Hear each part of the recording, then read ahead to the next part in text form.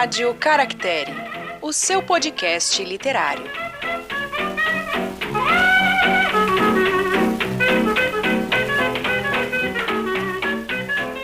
Olá, livrólicos de plantão! Sejam muito bem-vindos a mais um episódio da Rádio Caractere. Eu sou Suzane Madruga. E eu sou Glênio Madruga, meu casaco tá um pouco gasto, eu acho que eu preciso dar uma remendada. Episódio de hoje é o que é duplo, o capote e o retrato. De Nikolai Gogol. E como um bom início, a gente sempre começa... Como um bom início, a gente começa é ótimo, né? Mas como um bom Por início... isso que ele é um bom início. É um bom início. Vamos falar de Nikolai Gogol. Nikolai Vassilievich Gogol foi um autor nascido em 1809 e falecido em 1852. Vida breve e agitada. Nossa, e como? Ele era uma figura um pouquinho complicada, uma personalidade levemente complicada, talvez porque ele era filho de um oficial cossaco. Ó o preconceito. Traremos isso mais pra frente, em breve na Rádio Caractere. E a complicação começa já na nacionalidade do Gogol. Ele nasceu em uma cidade que na época era parte do Império Russo, mas essa cidade, essa região, mantinha raízes culturais ucranianas e hoje em dia fica na Ucrânia. Só que ele escrevia em russo e morou na Rússia boa parte da vida. E se você for ver referência de editoras diferentes, até gaguejo, se você for ver, se você vir, enfim, se você for conferir a referência... Se você enxergar ao longe, se você vislumbrar, se você olhar mais adiante, se você ver o futuro. Bora. Indo atrás dessa questão, algumas editoras colocam autor russo e outras editoras colocam autor ucraniano. E puxando isso, eu já invoco o primeiro momento cachalote do episódio. Nossa, já? Já.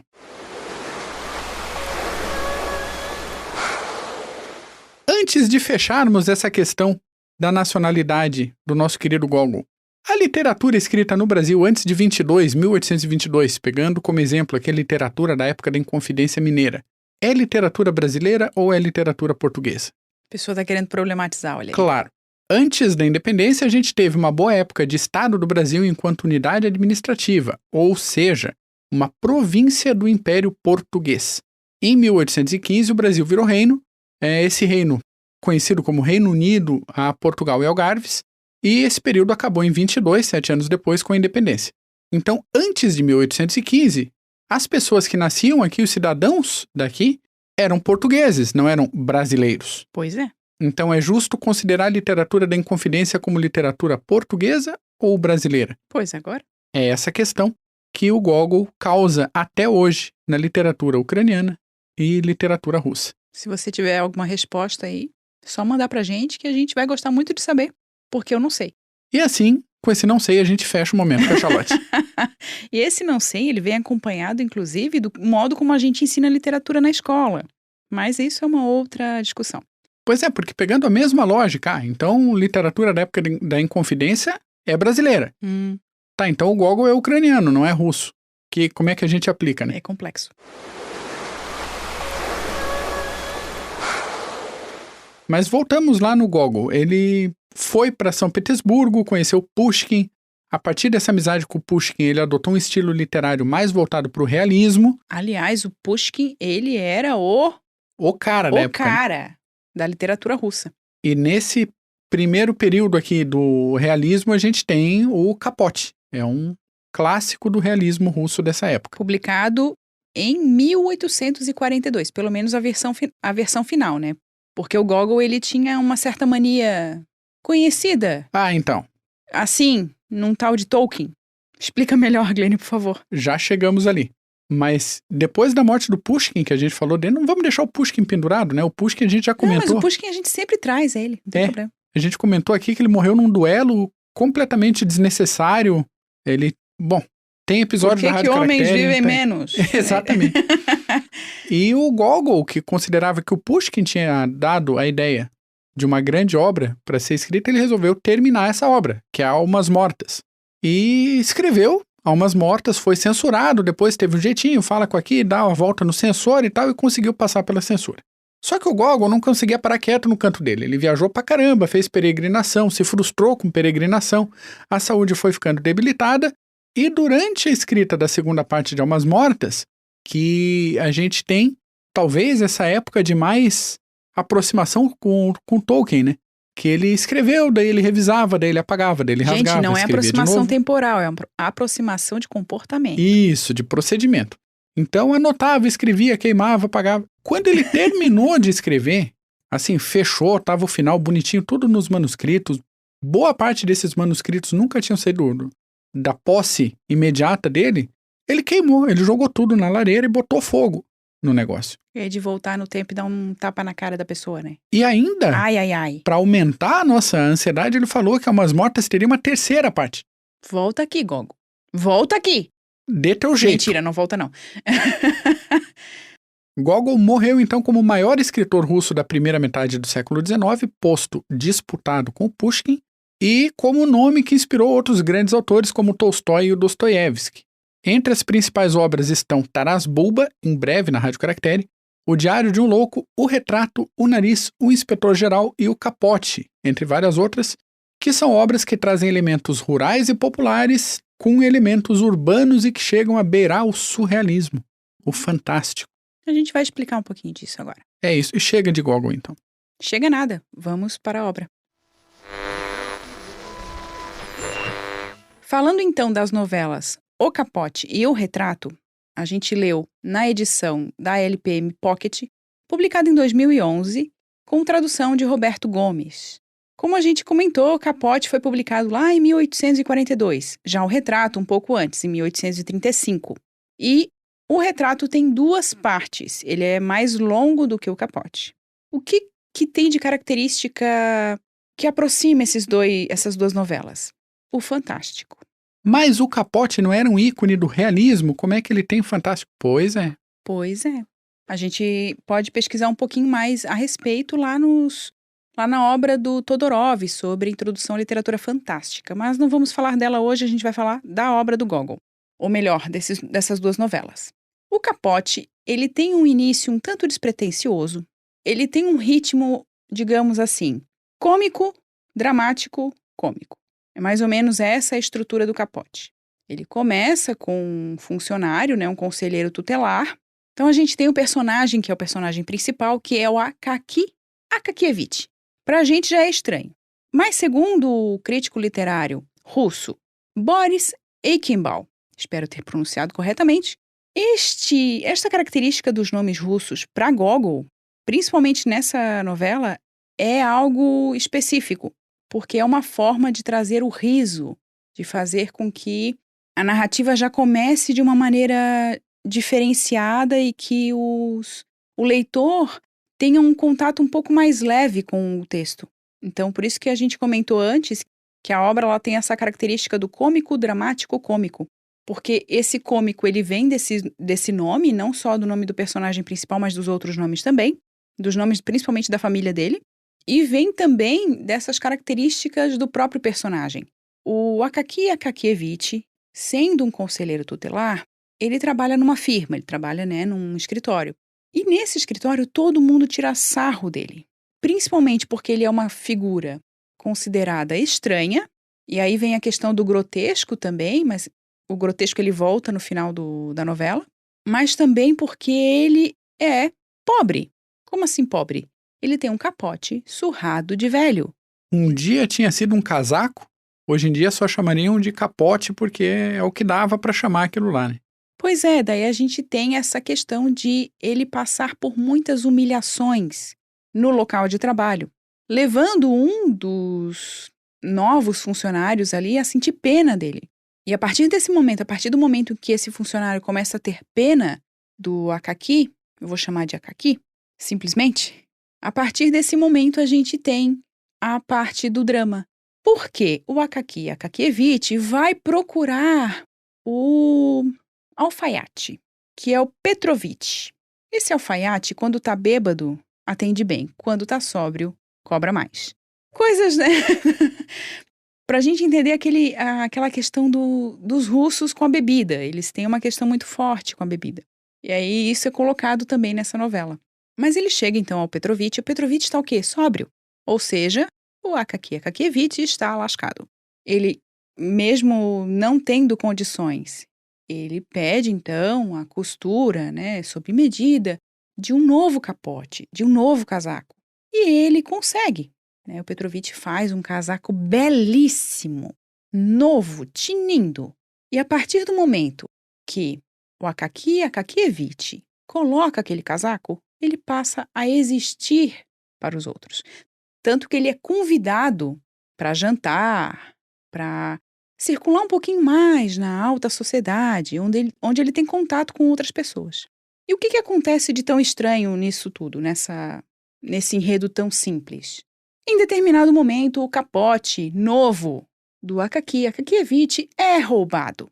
E aí a gente tem todo um desenrolar de uma história que vai levar com que este personagem se transforme, então, no que eu não posso dizer, porque senão vou entregar o conto todo.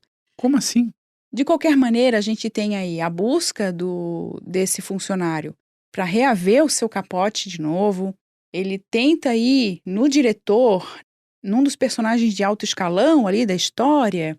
E esse personagem é até interessante, porque se a gente presta atenção nas características dos personagens, mesmo sem um aprofundamento nos pensamentos dos personagens, que o Gogol acaba não fazendo isso, a gente tem acesso a comportamentos bem sociais, bem característicos de uma sociedade de aparência. Ou seja, aquele personagem para quem o conselheiro vai pedir ajuda para reaver o seu capote, vai tratá-lo muito mal e vai tratar as outras pessoas muito mal. Mas, segundo a narrativa do Gogol, não porque ele já tratava as pessoas mal, mas porque ele está num posto que ele tem que tratar as pessoas mal para ser respeitado. Olha aí toda uma dinâmica social que o Gogol insere na história para que a gente tenha contato com essa questão de aparência. E é interessante como ele monta o que vai ser considerado o estereótipo do serviço público russo, e essa questão do atendimento complicado que a gente vai ver depois em Anna Karenina, por exemplo, dos acessos que funcionários públicos com cargo maior tinham e outros não, o tratamento que eles davam um para o outro, e o vício em burocracia. Sim. Então chega um momento que essa pessoa de hierarquia superior fala: você não seguiu a hierarquia certa do pedido. Teu pedido tinha que ir pro delegado do quarteirão, que tinha que ir para não sei quem, para depois chegar em mim. Você não pode chegar direto em mim. Não podia ter passado por cima. Quem que você acha que é para pedir as coisas direto para mim? Que absurdo é esse? E a gente vê o Akakievich, esse camarada nosso aí, se esfarrapando e se esvaindo, como aconteceu com o casaco antigo dele. Sim, isso é muito interessante. E só que tem o plot twist. Não há simplesmente essa degradação da pessoa, desse personagem principal, né, da figura dele. Tem um retorno, mas a gente comenta talvez um pouquinho mais pro final para você não pegar spoiler se você não quiser. O início da construção do personagem não lembra muito o Ivan Ilitch? Lembra? Sim, lembra. Para quem não ouviu o nosso episódio sobre a morte de Ivan Ilitch, tá na descrição aqui do episódio e vale a pena. É algo que a gente pode referenciar. Falando só um pouquinho mais a respeito daquela questão do cômico dramático, do cômico, no começo ali que a gente comentou a respeito dos nomes, né? Eles possuem um efeito sonoro que leva ao riso. Só reforçando o seguinte, isso pode não ser percebido pelo leitor brasileiro por causa da nossa distância linguística. No Brasil, é só um nome russo diferente, mas para eles há uma questão. Outra coisa também é a questão do modo como é escrito esse início do capote. Eu confesso que, sendo uma jovenzinha, né, que assistia muitos filmes da Sessão da Tarde, dava a impressão no começo ali que eu estava assistindo a narração de um filme daqueles. Sabe, Curtindo a Vida Doidado, uma coisa assim. O modo como é narrado. Gente, não é a história, é o modo como é narrado. E isso me chamou muito a atenção porque fez esse efeito, permitiu esse efeito que o crítico que a gente mencionou anteriormente fala, que é aproximar o leitor da obra, trazer o leitor.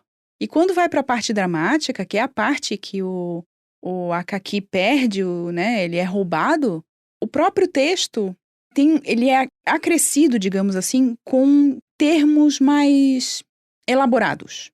com um vocabulário mais rebuscado. E isso dá esse tom dramático também. E pro final, quando há o retorno de Akakievich, digamos assim, há novamente o cômico, porque fica extremamente engraçado. É o aspecto fantástico da novela e a gente fica assim, gente, como assim? Só que, para quem já lê literatura fantástica por algum tempo, isso não fica uma coisa estranha, mas fica interessante. É o tipo do final que eu esperaria para um personagem como Bartleby, que também me lembrou no iniciozinho, para quem leu o Bartleby, o escrivão do Herman Melville, que é aquele funcionário que, apagado, no caso aqui do Akaki, a função dele é copiar documentos à mão. Exato. E ele não quer fazer outra nada coisa da vida além daquilo. Ele é muito feliz copiando documentos. Então, quando tem alguma coisa que desafie ele fica apavorado, ele não sabe fazer. Ele quer copiar os documentos do jeito que ele faz, do jeito que ele sempre fez, e que nada mude. E já dá o tom, essa característica já dá o tom do personagem para toda a novela. Porque a partir do momento que ele tem essa mudança, né, com o novo capote, e essa mudança de respeito na sociedade, ele não suporta a ideia de viver mais sem o capote dele. E isso vai dar o tom do final da novela. A estabilidade mental dele é quebrada. Exato. Mas a gente vai passar então para falar do retrato, e daí a gente dá uma retomadinha, tentando ler essas duas obras com aspectos que a gente pode trazer de semelhança, talvez. O que trata o retrato? Olha aí. Trata de um retrato, não é mesmo? E assim a gente finaliza esse episódio. Tem um texto muito interessante. Tem um texto muito interessante do Guilherme Zubaran de Azevedo, que é o duplo como representação do mal na novela O Retrato, de Gogol. Eu vou deixar na descrição do episódio o link para este texto, muito interessante. Ele fala da questão do duplo, e do duplo como essa representação do mal. O que me fez lembrar muito de O Médico e o Monstro e, principalmente, O Retrato de Dorian Gray. Muito. Ambos já com um episódio aqui na Rádio Caractere. De qualquer maneira, esse texto do Guilherme fala dessa representação, ele fala trazendo a história do duplo na literatura, e é bem interessante. E por que trazer o duplo para o retrato é importante? Porque há essa característica de um personagem retratado com características diabólicas. Um olhar extremamente mau, digamos assim. É uma novela com duas partes. A primeira parte a gente acompanha o Tchartkov, que é um pintor que ama muito a sua obra, ele ama muito a pintura, ele tem uma relação com a própria obra muito particular. Ele é um idealista? Idealista, ele não é um pintor comercial. Só que em determinado momento ele compra um retrato, é esse retrato com esse aspecto de um homem diabólico, ele acaba tendo uma experiência com este retrato, porque o olhar daquele homem retratado faz com que ele sinta algumas coisas muito esquisitas, ele começa a enxergar algumas coisas. O Tchartkov, por ser este artista mais idealista, ele não tem dinheiro. Se a gente observar essa questão do idealismo, vendo sua obra não como para ser vendida, como alguém que precisa de muito dinheiro. Só que no meio do caminho ele tem dívidas para pagar. Por exemplo, o aluguel. Depois que ele tem essa experiência com o retrato, que é interessante ser lido, não é muito relevante nesse momento a gente mencionar ou descrever aqui, o interessante é a leitura dessa experiência que ele tem, ele vai receber a visita, então, da pessoa que vai cobrá-lo pelo aluguel e que vai mencionar, olha, esse teu retrato aí tem algo de diferente. Então, ele descobre no próprio retrato muito dinheiro, escondido ali. E a partir desse momento, a vida dele muda. Ele se muda daquele local, ele passa a fazer retratos das pessoas que o permitem ter uma condição de vida muito diferente e uma perspectiva artística muito diferente da que ele tinha anteriormente. Então a gente tem, porque essa questão do duplo? Essa questão do duplo ela não está só no retrato, e eu não vou mencionar mais a respeito do retrato, porque faz parte da segunda parte da história. mas também faz parte da própria transformação do personagem desse pintor em outra pessoa, a partir do momento que ele tem dinheiro. Então é uma leitura que a gente, assim, indo para ler o retrato com essa mentalidade do duplo, da questão de uma parte do mal e outra parte que tem outros valores, é interessante para a gente observar a construção desses personagens. Tanto desse personagem que é o pintor, como do próprio retratista que faz este retrato, que é mencionado, aliás, é explicada a vida dele na segunda parte da novela O Retrato, que é incrível. É muito, muito interessante. Particularmente, eu acho O Retrato uma história muito superior ao Capote. Todo respeito para quem gosta do Capote pelos motivos históricos, biológicos, literários. Não estou dizendo que é ruim. É uma baita novela. Excelente.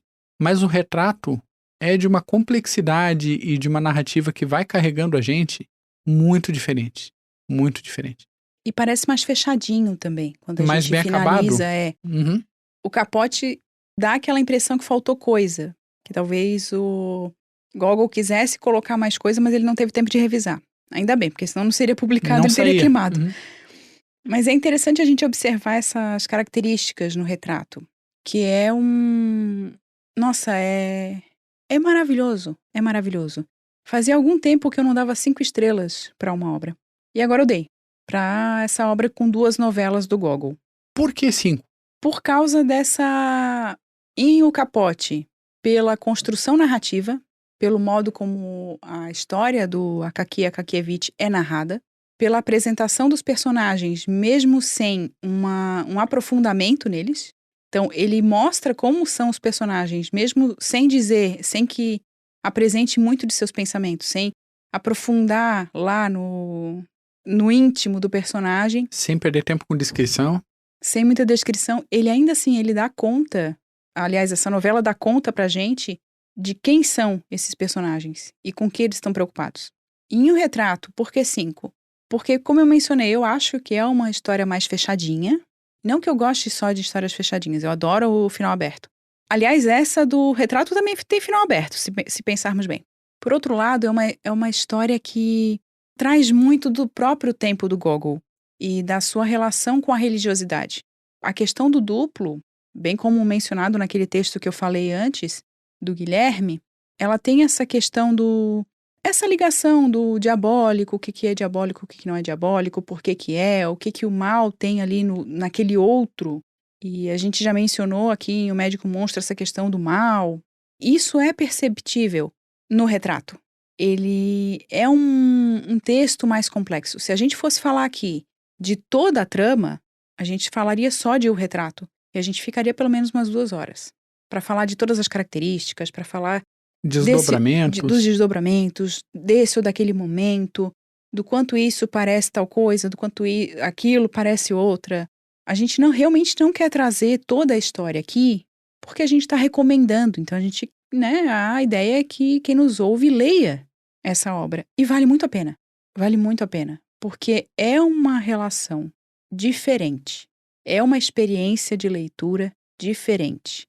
Então, que nos leva realmente para o fantástico, mas com aquela característica do século XIX.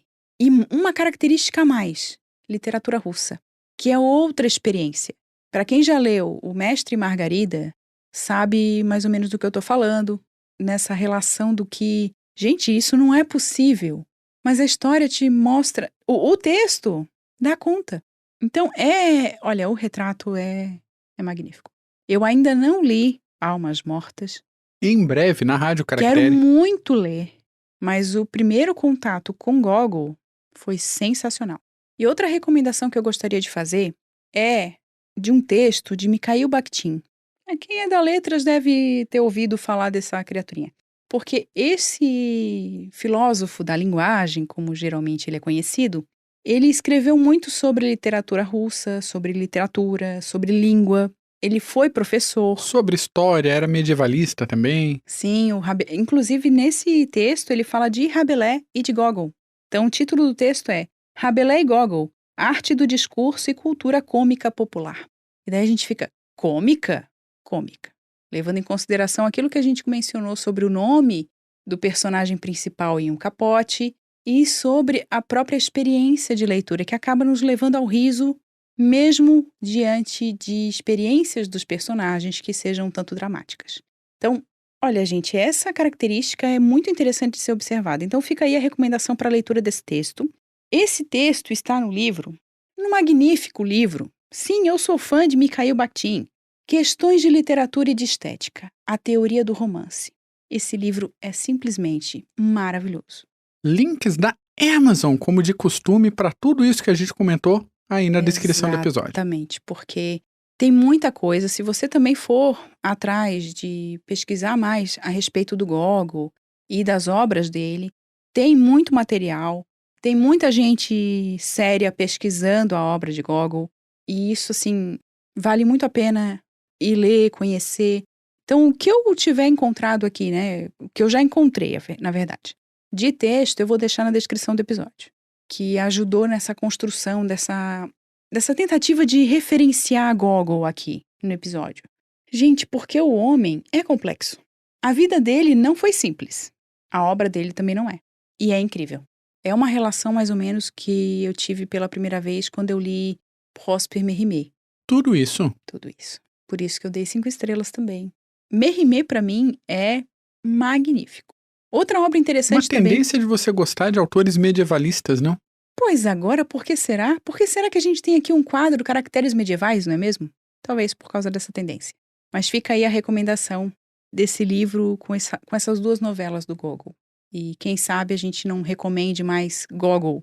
Pushkin, que a gente precisa voltar a ler. Turgenev. Nossa. Garshim. Já leu Garshim, você, gente, ouvinte? É maravilhoso. Leia Garshim. 4 dias. Leia.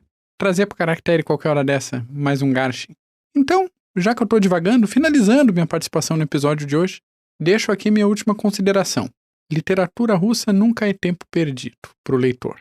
Por mais que você fique nos nomes mais conhecidos, nos clássicos que a gente falou agora, por mais que você vá em nomes não tão conhecidos, por mais que você saia do século XIX e entre no século XX, pegue uma Anna Akhmatova, pegue uma Ludmila Petrochevskaya, sensacional a escrita. Sensacional. Nossa, Madruga falando que a literatura russa é a melhor do mundo. Não disse isso.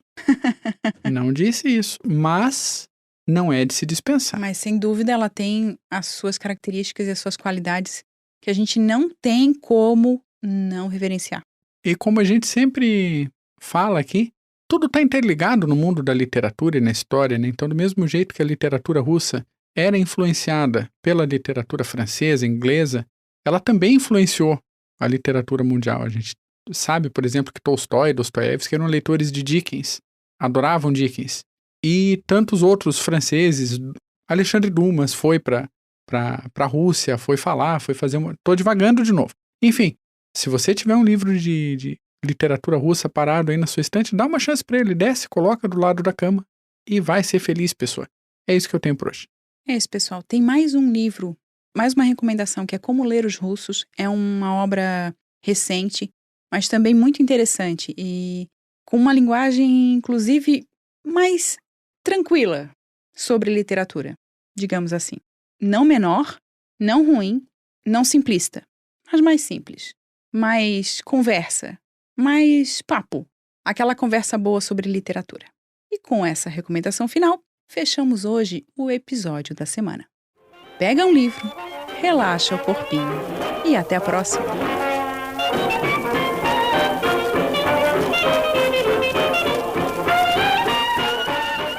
Você acabou de ouvir mais um episódio da Rádio Caractere.